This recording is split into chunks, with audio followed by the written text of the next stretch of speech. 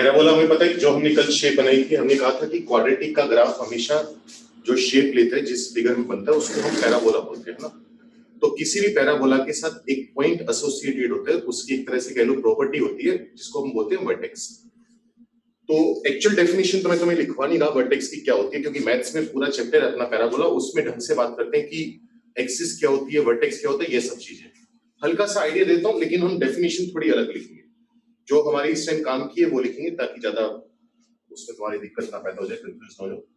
होता ये है कि पैराबोला हमने कल ऐसे से बनाए थे, या तो ऐसा पैराबोला बनाया था या ऐसा पैराबोला बनाया था, अपवर्ड या डाउनवर्ड। लेकिन जरूरी नहीं होता कि एक्चुअली पैराबोला अपवर्ड या डाउनवर्ड ही बने। कुछ केसेस ऐसे होते हैं, कुछ इक्वेशंस ऐसी होती हैं जिनका पैराबोला ऐसा बन जाता है, ये वर्टिकल पैराबोला, ये हॉरिजॉन्टल पैराबोला। कभी कभी पैराबोला टेढ़ा भी बन जाता है इस तरीके का।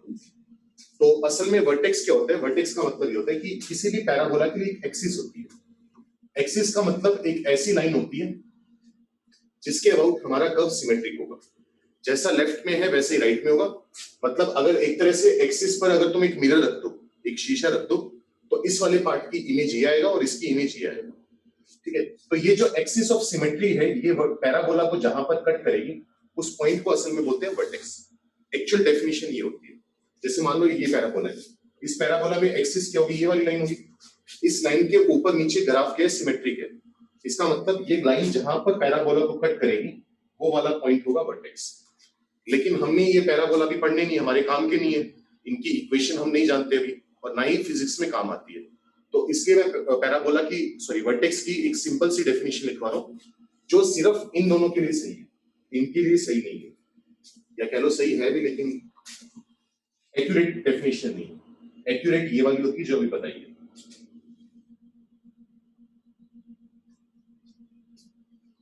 तो इसमें लिखो the turning point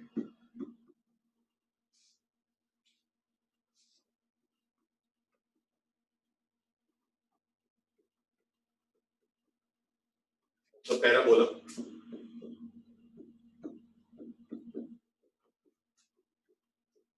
is called its vertex। ठीक है, इतनी बात याद करो। हमने कल दो केसेस के बारे में बात करी थी कि या तो ए पॉजिटिव होगा या ए नेगेटिव होगा। ठीक है, इतनी बात। अब अगर ए पॉजिटिव होगा तो हमने कहा था कि कैसा पैराबोला बनेगा? कनकेव अपवर्ड बनेगा, सीधा कटोरा बनेगा। तो मैं, अब देखो, वो हो सकता है पैराबोला एक्स एक्सिस को दो पॉइंट पर कट करे, एक पॉइंट पर कट करे या कट करे ही ना। वो चीज हमें कौन बताएगा? डिस्क्रिमिनेंट बताएगा। यहां पर हम सिर्फ कमेंट करना चाहते हैं ए पर, तो मैं रैंडम कोई भी एक ग्राफ बना रहा हूं जो मेरा मन कर रहा है, मैंने दो पॉइंट पर कट करवा दिया। जरूरी नहीं कट करेगा, वो हम जानते हैं। तो ये पैराबोला की अगर तुम ट्रेजेक्टरी देखो, इसका पाथ देखो, तो क्या हो रहा है? पहले पैराबोला नीचे आ रहा था, फिर यहां पर इस पॉइंट पर टर्न करा और वापस ऊपर जाना चालू हो गया। तो असल में ये जो पॉइंट है ना, ये वाला पॉइंट है अपने पास वर्टेक्स, जो टर्निंग पॉइंट है।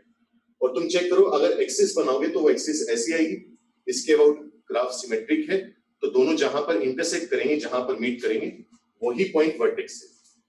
अगर हमारे पास ए नेगेटिव हो, ए नेगेटिव के केस में हम जानते हैं कि जो पैराबोला बनेगा वो डाउनवर्ड बनेगा, कुछ इस टाइप का बनेगा। तो चेक करो, ये हमारा टर्निंग पॉइंट है।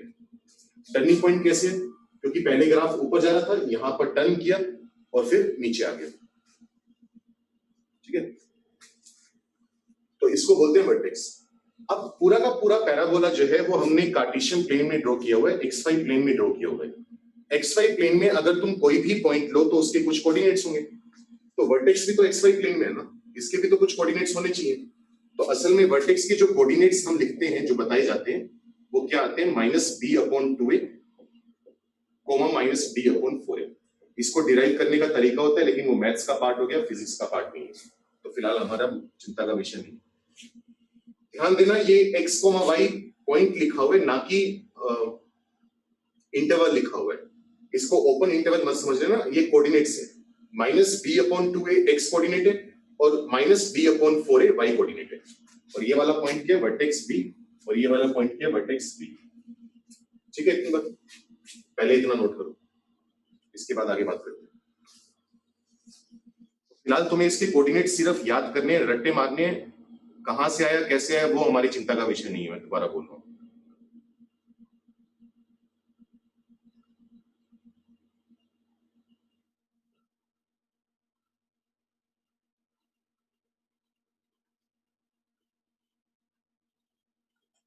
शिवानी एक्चुअली उसी के लिए ये चीज पढ़ रही है, वो मैक्सिमम मिनिमम वैल्यू अभी वो बताने वाला हूँ, रेंज बताने वाला हूँ इसकी, उसी चीज के लिए हम इसकी बात कर रहे हैं।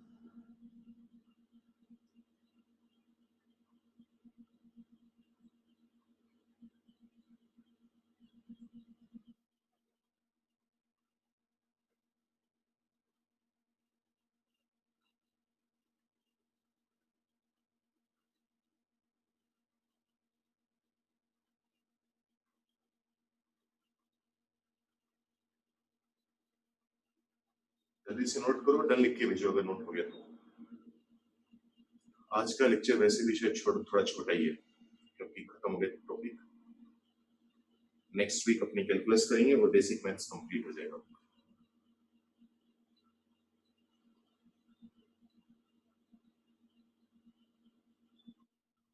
चलो 1-2 मिनट और दे रहा हूँ, जिनका नोट नहीं हुआ जल्दी से नोट करो।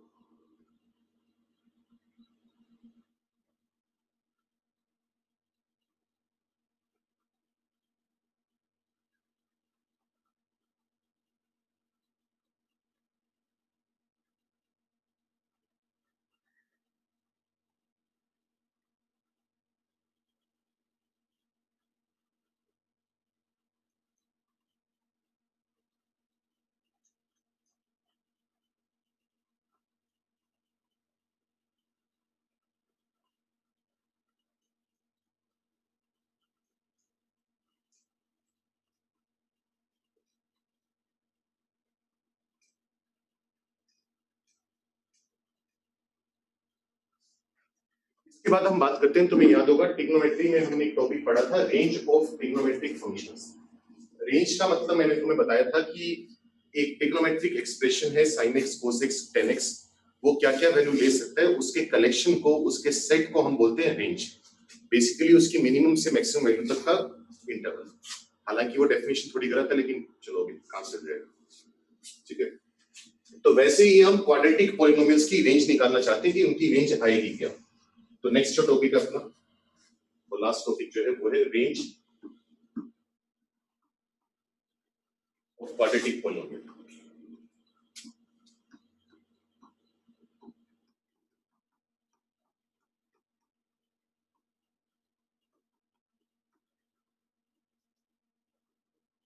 तो हम किसके बारे में बात करें, y is equal to a x के प्लस बी एक्स प्लस सी।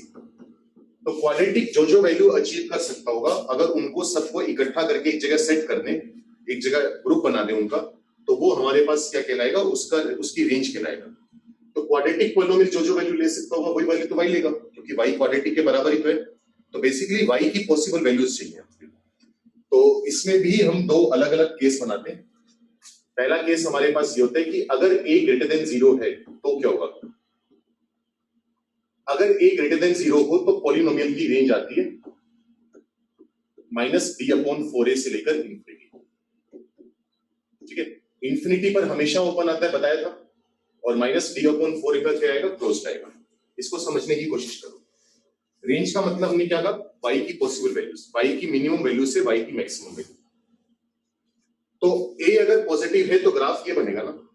अब ग्राफ ये बनेगा, मुझे y की पॉसिबल वैल्यूज चाहिए, तो मैं जानता हूं कि y जितना पॉइंट नीचे आएगा उतना ही उसका y छोटा होगा, जितना पॉइंट ऊपर होगा y उसका उतना ही बड़ा होगा। तो इस पूरे ग्राफ में जो लोएस्ट पॉइंट है, सबसे नीचे वाला पॉइंट है, वो कौन सा पॉइंट है, ये वाला पॉइंट है, चेक करो, जो वर्टेक्स है। तो इस वर्टेक्स पर जो y कोऑर्डिनेट होगा वो मिनिमम वैल्यू होगी। तो मिनिमम वैल्यू कितनी होगी, -b/4। अच्छा, हाईएस्ट पॉइंट कहां पर है, इंफिनिटी पर है, क्योंकि पैराबोला तो चलता जाएगा ऊपर ऊपर। तो जब मैं इंफिनिटी तक पहुंच जाऊंगा तो y कोऑर्डिनेट कितना होगा, इंफिनिटी। तो y की मिनिमम वैल्यू -b/4 है और मैक्सिमम वैल्यू इंफिनिटी है। तो इसी वजह से y की रेंज क्या आएगी, -b/4 से लेकर इंफिनिटी, ठीक है। इतनी बात। तो यहां से हम क्या बोल देते हैं कि फॉर्मूला क्योंकि ये आया, तो मिनिमम वैल्यू यहां पर, मिनिमम वैल्यू आएगी -b/4। ये फॉर्मूला हमें याद रखना है, बहुत इंपॉर्टेंट है फिजिक्स के लिए भी और मैथ्स के लिए भी। अच्छा, वैसे तो वो तुमसे मैक्सिमम वैल्यू पूछेगा ही नहीं, क्योंकि मैक्सिमम वैल्यू बताना गलत है यहाँ पर। लेकिन अगर मान लो वो पूछ ही ले कि मैक्सिमम वैल्यू बताओ कितनी है, कोई पूछ ले तुमसे, तो तुम मैक्सिमम वैल्यू कितनी बोलोगे, इंफिनिटी। हालांकि ये बोलते नहीं है नॉर्मली मैथ्स में, क्योंकि इंफिनिटी तक पहुंचना पॉसिबल नहीं है, बता चुका हूं पहले। इंफिनिटी सिर्फ एक सिंबल है, नंबर तो है नहीं, तो वहां तक पहुंच पाएंगे नहीं, तो maximum value equal to infinity बोलना गलत हो जाता है। लेकिन अगर कोई पूछ ही रहा है और उसको जवाब चाहिए चाहिए तो तुम क्या बोलोगे? हालांकि नॉर्मली पूछा जाता नहीं है, तो minimum value minus D upon 4a। इसी तरीके से अब हम बात करेंगे कि अगर a नेगेटिव हो तब क्या होगा।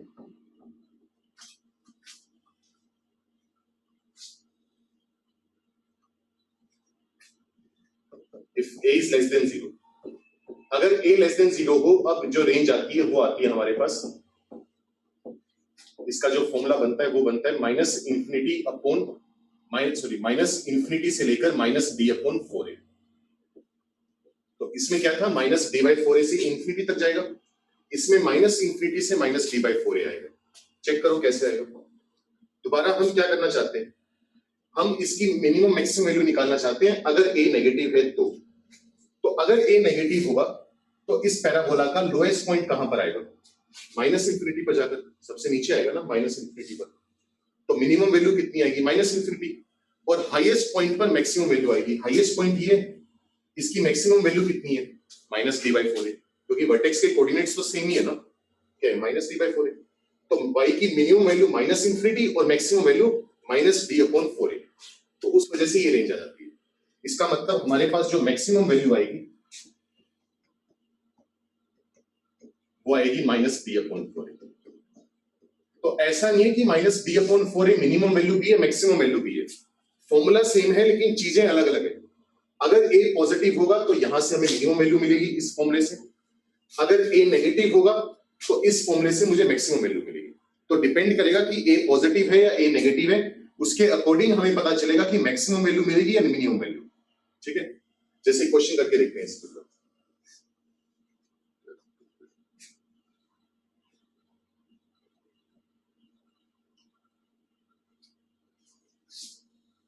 क्वेश्चन लिखो जैसे, find the minimum value of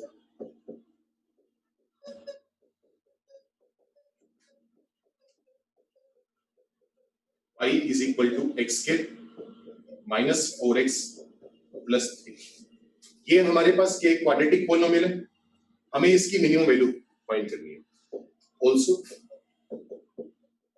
find the value of x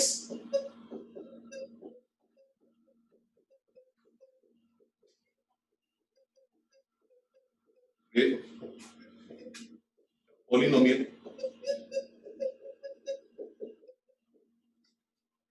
against its minimum value। तो तुम्हें क्या करना है, एक तो इस क्वाड्रेटिक की मिनिमम वैल्यू बतानी है और वो x की वैल्यू बतानी है जहां पर ये क्वाड्रेटिक मिनिमम आएगी। करो, ट्राई करो, जो भी पढ़ा है उसको समझो। वॉइस नहीं आ रही है? आ रही है भाई, अर्पित आ रही है। जो भी पढ़ा है उसको एनालाइज करो कि क्या बात करी है हमने, उसके बाद वैल्यू निकालने की कोशिश करो।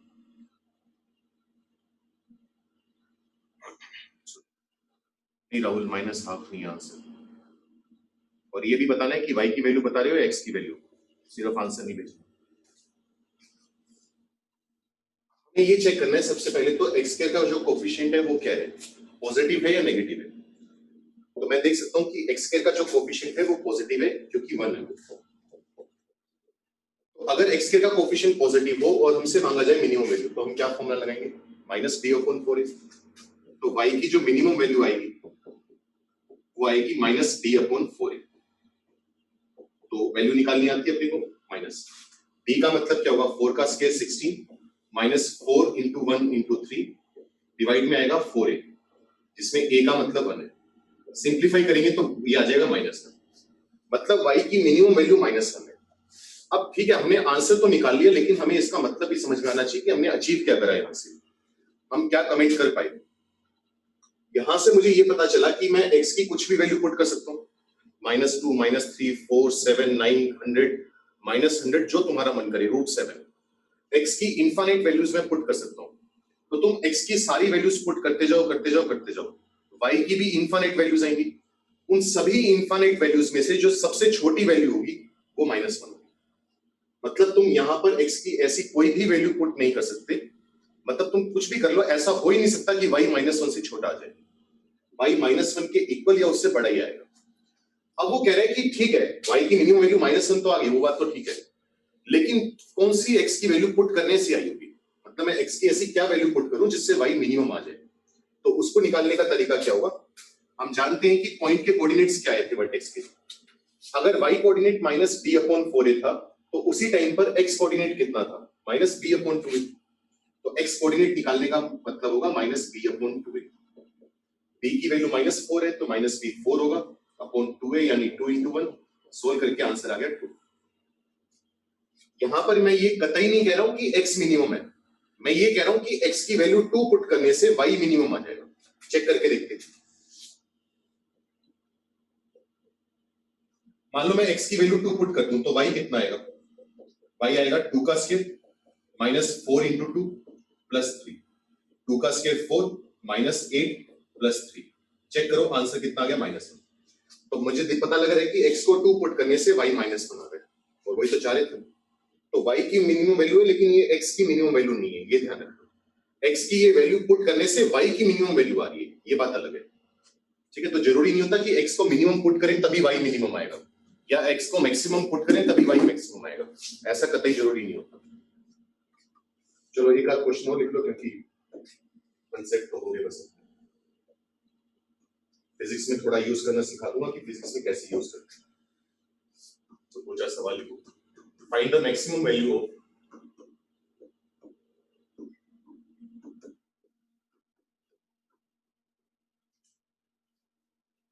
y is equal to -2xk -7x plus 4. Also, find the value of x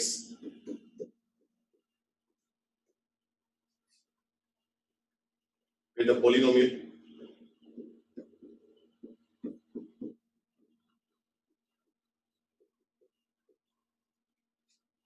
attains its maximum value. मतलब तुम्हें इसकी मैक्सिमम वैल्यू तो बतानी है, x की भी वो वैल्यू बतानी है जहां पर y मैक्सिमम आएगा। बताओ जल्दी से क्या है, पिछले वाले सवाल की तरह करना है, बिल्कुल सेम कंसेप्ट पर है।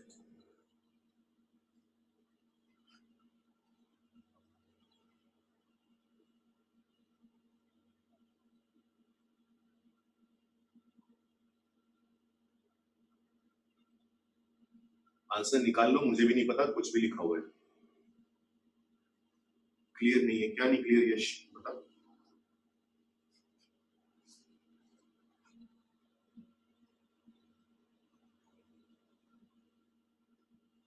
लेट ज्वाइन करी है ना तूने क्लास,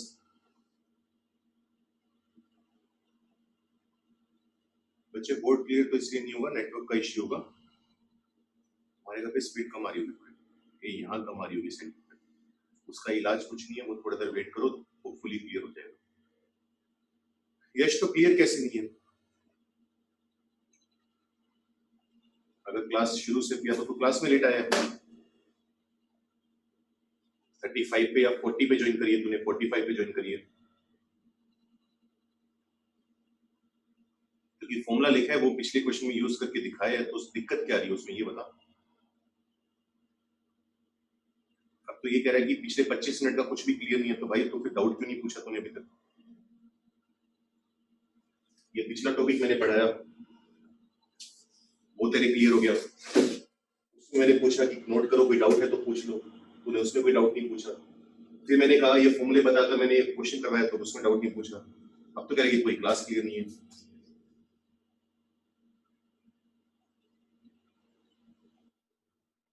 क्वेश्चन है y equal to -2x² -7x plus 4। Answer अपना निकाल लो, मुझे भी चेक करना पड़ेगा कि क्या वैल्यू आ रही है, कुछ भी लिखा हुआ मैंने, 1-2 मिनट का समय, सभी निकाल कर रखो अपना आंसर, फिर चेक करना कि सही है गलत है।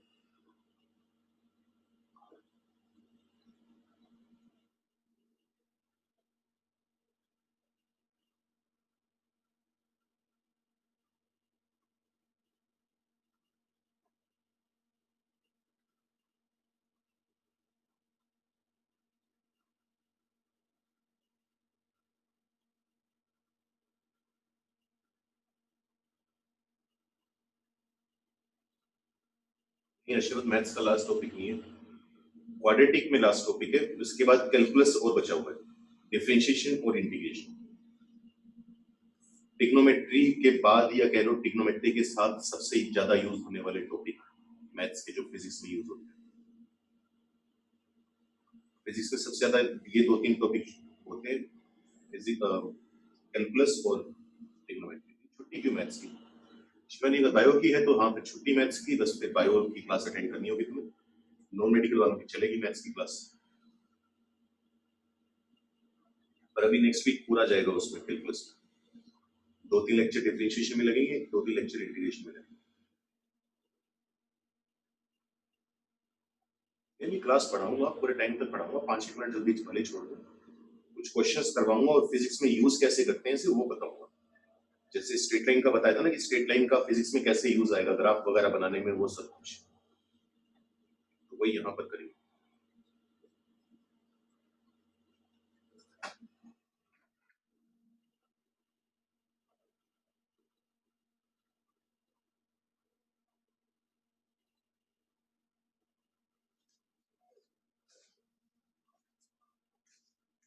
कुछ नहीं करना, वही फॉर्मूला लगाना है। अगर हम चेक करें यहाँ पर ए की वैल्यू क्या है, ए की वैल्यू का मतलब एक्स के का कोफिशिएंट जो कि है -2, क्योंकि हम जानते हैं एक नेगेटिव नंबर है। तो अगर ए नेगेटिव है तो मैक्सिमम वैल्यू के लिए फॉर्मूला क्या आएगा, -b/4a। तो अगर हमें y की मैक्सिमम वैल्यू निकालनी है तो उसके लिए -b/4a, -d का मतलब क्या होगा, -7 का स्क्वायर 49, माइनस माइनस प्लस बनेगा 4 इंटू 2 इंटू 4, अपॉन में आएगा 4 इंटू ए। 4 इंटू ए का मतलब 4 इंटू -2, माइनस माइनस कटेगा, ऊपर बनेगा 4 4 16 2 32, 50 प्लस 31 होगा 81, आंसर आ जाएगा 81/8। तो ये y की मैक्सिमम वैल्यू है। मतलब तुम x की कोई भी वैल्यू पुट कर दो, तुम y की इससे बड़ी वैल्यू नहीं निकाल सकते, कुछ भी हो जाए। अगर हमसे पूछा जाए कि x की वैल्यू बताओ, तो x की वैल्यू कितनी है कि -b/2 है। -b का मतलब होगा प्लस का 7 अपॉन 2 इंटू ए का मतलब 2 इंटू -2, तो आंसर आ जाएगा -7/4। ये आंसर ठीक है। इतनी बात जल्दी से नोट करो, फिर एक दो क्वेश्चन और करके देखते हैं। या मॉड्यूलस पढ़ा दूं, आज टाइम है थोड़ा बहुत। ऐसे मॉड्यूलस काम कर रहे हैं नहीं हमारे फिजिक्स में, क्वांटिटीज नॉर्मली पॉजिटिव भी होती हैं, तो चलो एक बार नोट करो फिर देखते हैं क्या करना है।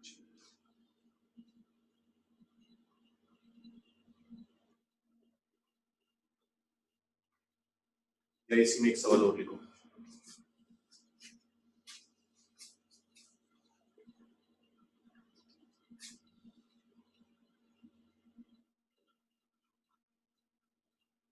Find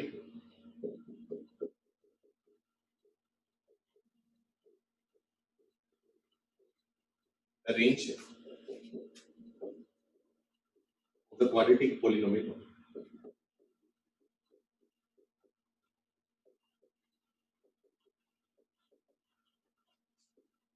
y is equal to 2x square minus 18x, या 18x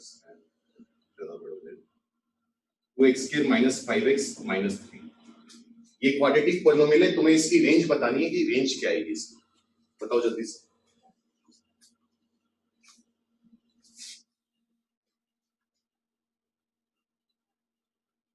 कोई बात नहीं है, ठीक है।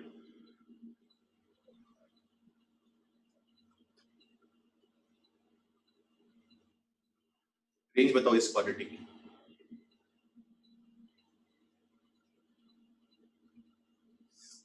ऊपर वाले में 7/4 हो सकता है, मैंने भी प्लस माइनस की गड़बड़ करती हूँ, लेकिन मुझे लगता है -b/2 तो -b+7 नहीं सही है, क्योंकि b की वैल्यू -7 है तो माइनस माइनस प्लस का 7 होगा। 2 इंटू ए का मतलब x के का कोफिशिएंट वो -2 है, तो ऊपर 7 है नीचे -4 है, तो आंसर आएगा -7/4। सही लिखा हुआ है, बिल्कुल सही है।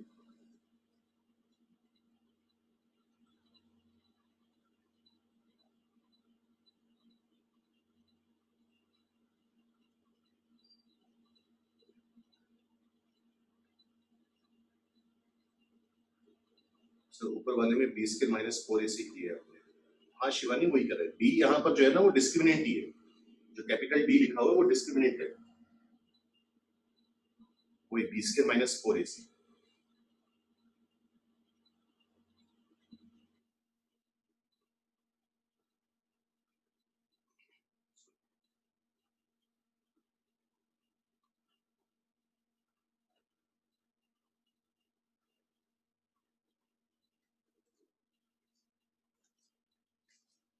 कुछ नहीं करना अपने को, हम पहले चेक करेंगे कि एक्स स्क्वायर का जो कोफिशिएंट है वो 2 है, और 2 कैसा नंबर है, पॉजिटिव नंबर है।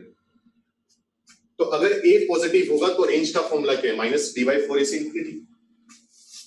पहले मैं माइनस डी अपॉन 4a निकाल लेता हूँ, कितना आ रहा है, माइनस डी का मतलब माइनस 5 का square 25, minus 4 into 2 into minus 3 upon में आएगा 4a, 4a से मतलब होगा 4 इंटू 2।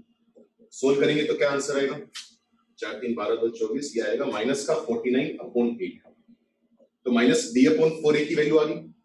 तो अगर a पॉजिटिव है तो रेंज क्या है, माइनस डी अपॉन 4a से इंफिनिटी। तो रेंज आ जाएगी माइनस 49 अपॉन 8 से लेकर इंफिनिटी। ये आंसर। तो क्वाड्रेटिक में मेरी तरफ से इतना ही है। उसके बाद अब थोड़ा सा तुम्हें फिजिक्स में यूज करना सिखाता हूँ कि फिजिक्स में कैसे सवाल पूछेगा और कैसे थोड़ा बहुत यूज करना होगा। जल्दी से नोट करो। अच्छा, कोई तुम में से एग्जांपल दे सकता है क्वाड्रेटिक का, कि फिजिक्स में क्वाड्रेटिक चीज दिखती हो हमें कोई, या पैराबोला बनता हुआ दिखता हो, 9th 10th में कुछ ऐसा पढ़ो फिजिक्स से रिलेटेड।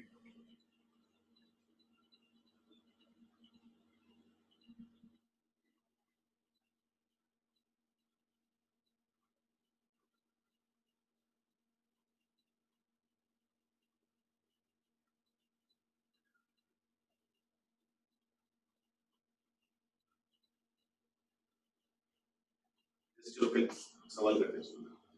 नोट कर लिया ना सबने, डल लिख के भेजो जिसका नोट हो गया।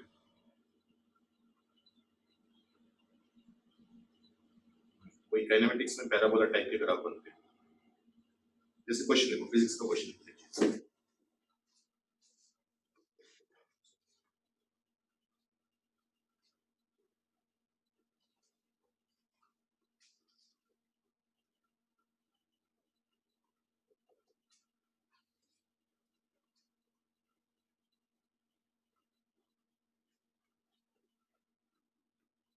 Particle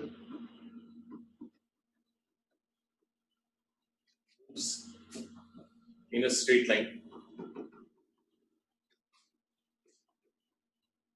with an acceleration of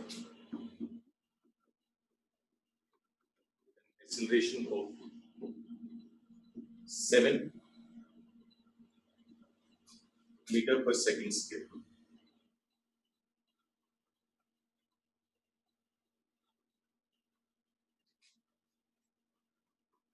Identify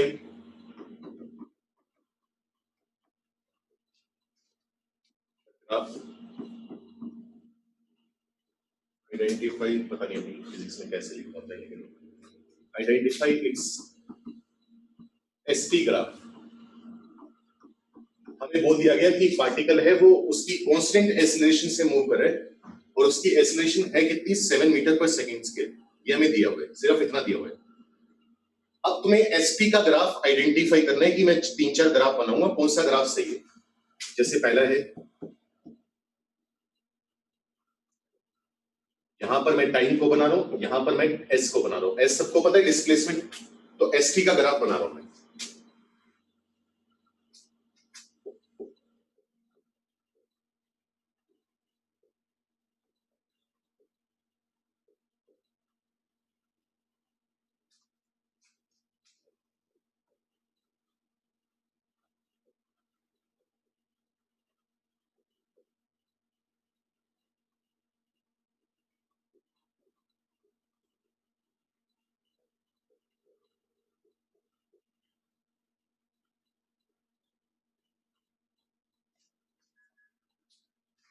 ये 4 ग्राफ है, तुम्हें बताना है कि इनमें से करेक्ट ग्राफ कौन सा है, एस और टी का, डिस्प्लेसमेंट और टाइम का।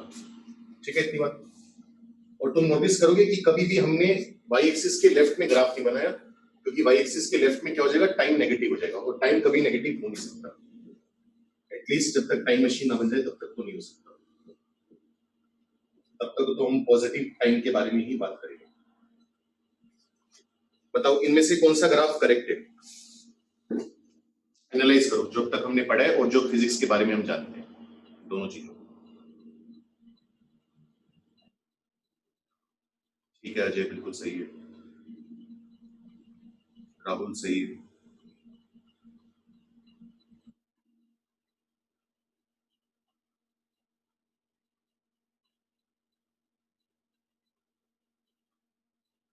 नहीं अभी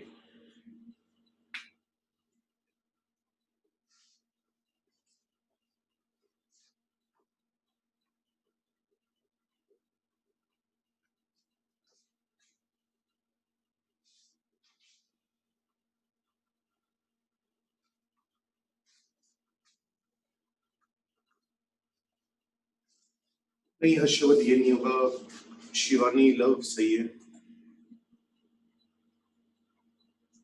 आप ठीक है हर्षवर्ध।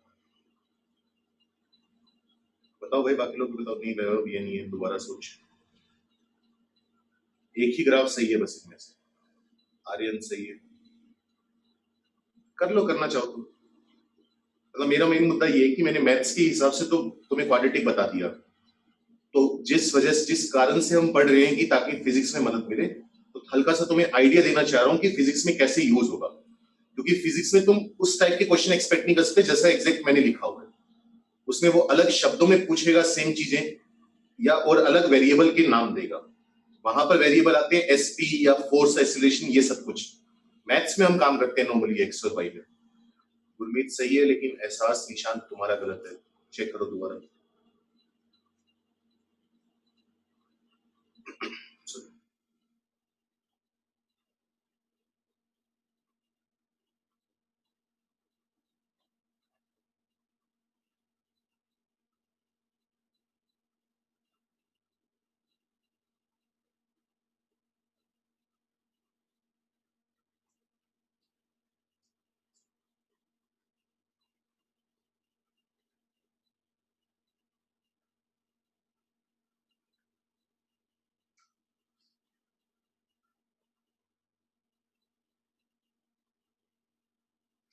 देखो कैसे करोगे। कुछ नहीं, हम जानते हैं एस और टी में हम जानते हैं एक ही रिलेशन है, और वो कौन सी रिलेशन है, s equal to u t plus half a t, इसके जानते हैं ना हम ये चीज। अब जो क्वेश्चन है वो हमसे एस और टी में ग्राफ बनाना चाह रहे हैं। एस को वो रखना चाह रहे हैं वाई एक्सिस पर, टी को वो रखना चाह रहे हैं एक्स एक्सिस पर। तो एस की जगह वाई पुट कर देंगे, जहां जहां टी लिखेगा वहां पर एक्स पुट कर देंगे। तो चेक करो एक्सेलरेशन की वैल्यू कितनी है, 7 है, तो ये बनेगा 7/2। टाइम का स्केयर यानी एक्स का square plus you into x. मुझे नहीं पता यू की वैल्यू क्या, और मुझे फर्क भी नहीं पड़ता। यू होगा इनिशियल वेलोसिटी, जो भी हो भाड़ में गया। अब मुझे दिख रहा है y equal to some quadratic है, तो y इक्वल टू क्वाड्रेटिक आने का मतलब क्या हुआ, एक पैराबोला बनेगा। तो स्ट्रेट लाइन वाला ग्राफ तो वैसे नहीं बन गया। ये भी पैराबोला, ये ऐसा पैराबोला तो चाहिए नहीं होता अपने को, तो ये भी नहीं बन गया। अब मुझे पता है पैराबोला दो ही बन सकते हैं, या तो ऐसा वाला पैराबोला बनेगा या फिर ऐसा वाला पैराबोला बनेगा। ठीक है। अब ये कौन डिसाइड करता है कि लेफ्ट वाला या राइट वाला, अपवर्ड या डाउनवर्ड, वो डिसाइड करता है एक्स स्क्वायर का कोफिशिएंट। अब यहाँ पर एक्स स्क्वायर का जो कोफिशिएंट है वो पॉजिटिव है, तो कौन सा पैराबोला बनेगा, अपवर्ड वाला बनेगा। ठीक है, तो ये वाला रिजेक्ट हो गया। तो पैराबोला कायदे से तो पूरा बनना चाहिए था ऐसे, लेकिन क्योंकि अब वो तो मैथ्स है, मैथ्स में तो एक्स और वाई दोनों नेगेटिव हो सकते हैं, कोई दिक्कत नहीं है। लेकिन फिजिक्स में क्या है कि टाइम तो नेगेटिव हो नहीं सकता, इसलिए हमने ये व्हाइट वाला पार्ट हमने नहीं बनाया। ये हमारा आंसर है बस। ठीक है, चलो इसी में एक सवाल और लिखते हैं।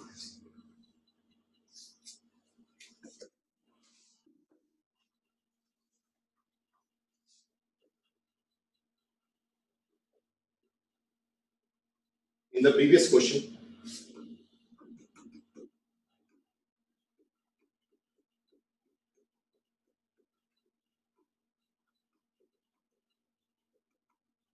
the initial velocity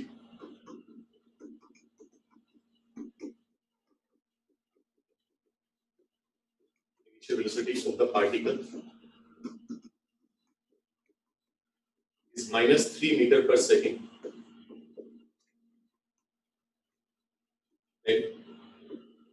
draw it's BT graph. Acceleration तो अपने को दिया ही हुआ है कितना है 7 मीटर पर सेकेंड के, इनिशियल वेलोसिटी और दे दिया -3 मीटर पर सेकेंड। अब तुम्हें इसका वीटी ग्राफ बनाना है, जैसे एसटी ग्राफ हमने सिलेक्ट करा वैसे हमें वीटी ग्राफ बनाना है। तो क्या है गुरमीत, आंसर तो तुमने सही बोला ही हुआ है ना, सी अपना तो आई क्या होगा तेरा, बस फिर रिपीट क्या करना है, आंसर सही बताया हुआ है तुमने, तो वही आंसर है, सी आंसर है बस। नहीं अश्वत, 4 ऑप्शन नहीं है, अब हमें बनाना है, ऑप्शंस में से नहीं ढूंढना, ऑप्शन तो हो गया, वो तो पिछले सवाल का काम हो गया, खत्म हो गया। अब हमें वीटी ग्राफ नए सिरे से बनाना है, अपने आप बनाना है, ऑप्शंस में से नहीं ढूंढना।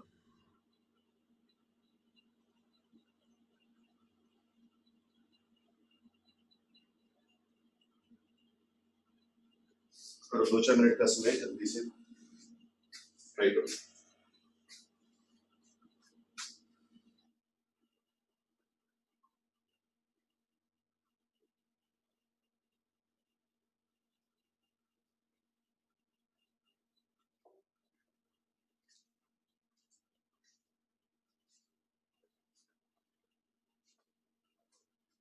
नहीं लव,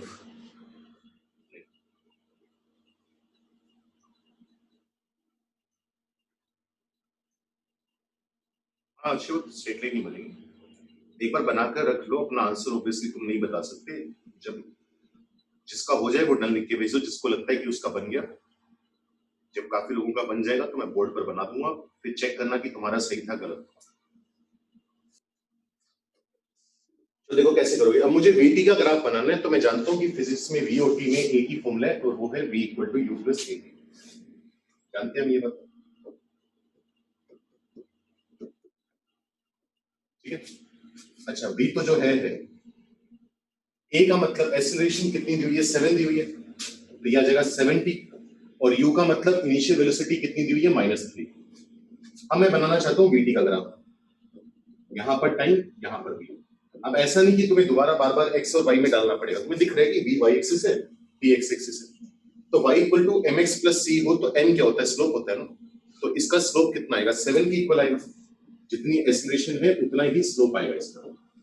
स्लोप पॉजिटिव है तो लाइन कैसी होगी, बढ़ती हुई लाइन होगी, ठीक है। अच्छा अगर मैं टाइम को 0 पुट कर दूं तो v यानी y कोऑर्डिनेट कितना आएगा, -3 आएगा, तो ये वाला पॉइंट कितना होगा, 0, -3, मतलब t इक्वल टू 0, जब स्टार्ट हो रहा है तो जो पार्टिकल है वो -3 की स्पीड से मूव कर रहे हैं, मतलब नेगेटिव डायरेक्शन में जा रहे हैं। स्ट्रेट लाइन तो बनेगी बनेगी क्योंकि लीनियर इक्वेशन है, जानते हैं लीनियर इक्वेशन का ग्राफ स्ट्रेट लाइन होता है, और बढ़ती हुई लाइन या गिरती हुई लाइन किस पर डिपेंड करती है, स्लोप पर। स्लोप पॉजिटिव है तो कैसी लाइन आएगी, बढ़ती हुई।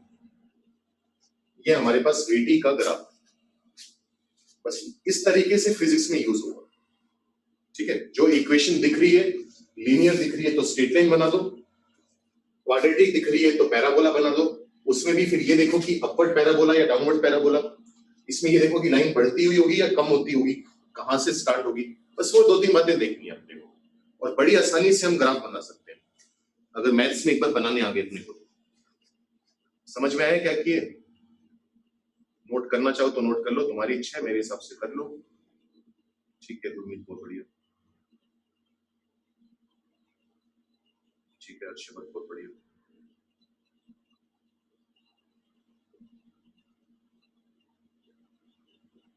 स्क्रीनशॉट लेके रख लो, नोट कर लो, जैसे तुम्हारा मन करे।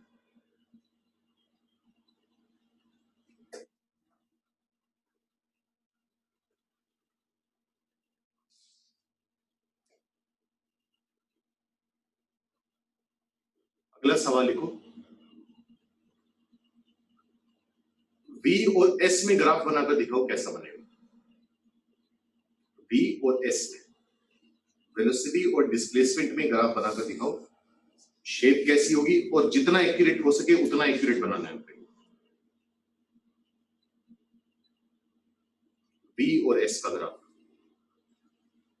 बनाओ। अच्छा V और S का तो तुम बना नहीं पाओगे क्योंकि मैंने सिखाया ही नहीं उतना तो तुम्हें। S और V का बना दो, मतलब y एक्सिस पर डिस्प्लेसमेंट और x एक्सिस पर velocity.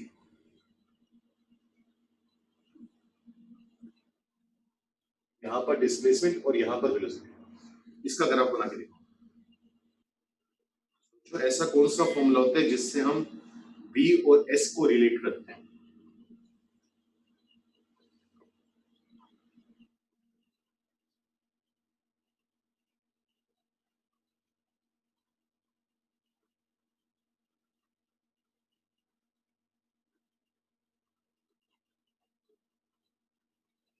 Third law of motion नहीं है। थर्ड लॉ ऑफ मोशन तो ये होता है कि for every action there is a reaction, equal and opposite reaction. वो मोशन की तीसरी इक्वेशन है, लॉ नहीं है वो।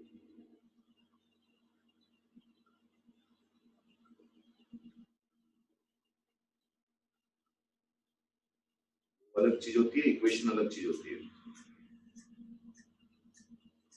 उससे ज्यादा फिजिक्स तो मुझे आती है, शर्म करो। और तुम लोग अभी 10th में पढ़कर आए हो गीता, मुझे तो पढ़े हुए 10 साल हो गए।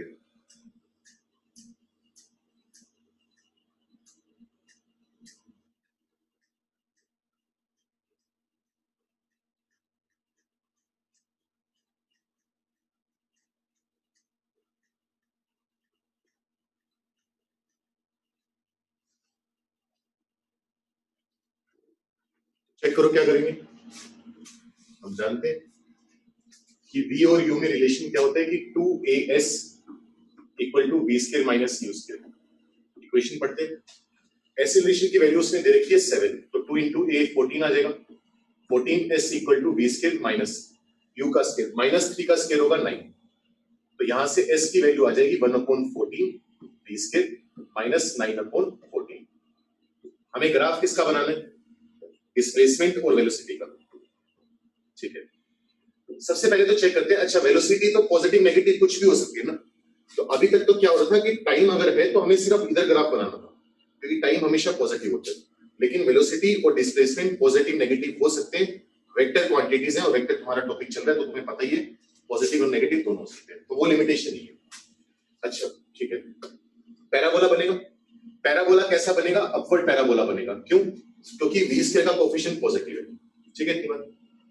अच्छा, अगर v को 0 पुट करते, अगर मैं वेलोसिटी को 0 पुट कर दूं तो s कितना आएगा? माइनस का 9/14 आएगा। माइनस का 9/14 कहां पर होगा? यहां।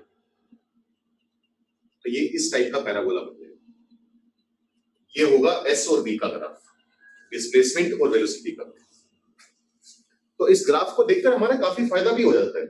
अब नई नई चीजें पढ़ोगे तो उससे और थोड़ी चीजें पता चलेंगी, लेकिन फायदा क्या हो जाएगा? तुम्हें दिख रहा है कि जब वेलोसिटी 0 है, ये टर्निंग पॉइंट है। जब वेलोसिटी 0 होगी तब हमारी डिस्प्लेसमेंट कितनी आ रही होगी? -9/14।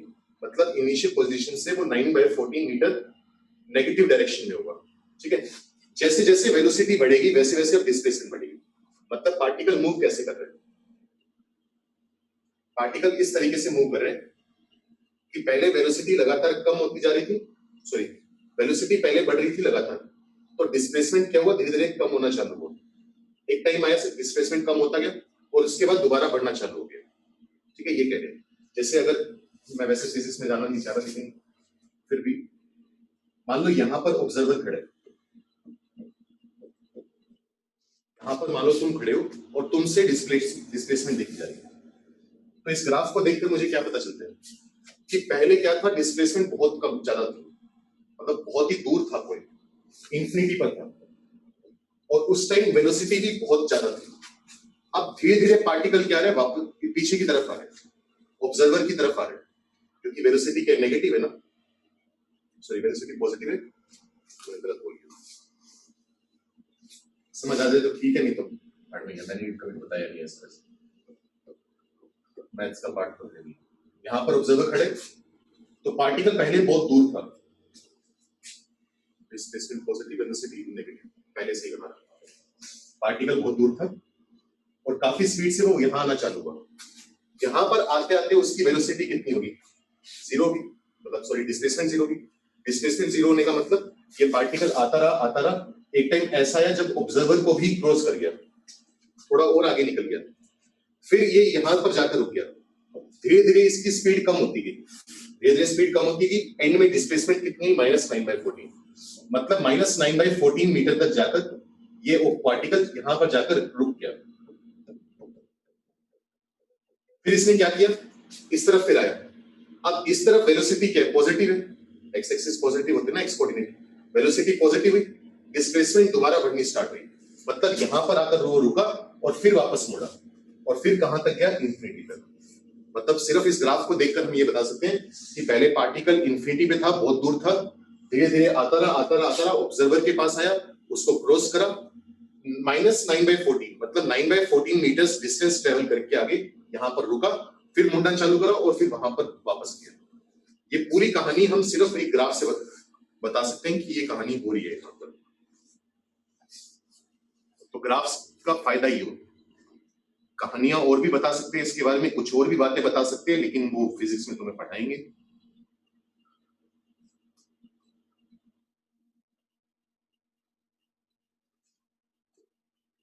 एक और एग्जांपल देता हूँ, थोड़ा सा कहाँ यूज आएगा, बस फिर क्लास खत्म करते हैं। फिजिक्स में अभी तुम पढ़ने वाले हो, फिजिक्स में पहला चैप्टर तुम्हारा काइनेमेटिक्स आएगा, उसमें तुम मोशन वगैरह के बारे में पढ़ोगे। मोशन में तुम पढ़ोगे, मोशन 2-3 टाइप के होते हैं, जैसे एक तो होता है यूनिफॉर्मली एक्सेलरेटेड वगैरह, तो हो गया।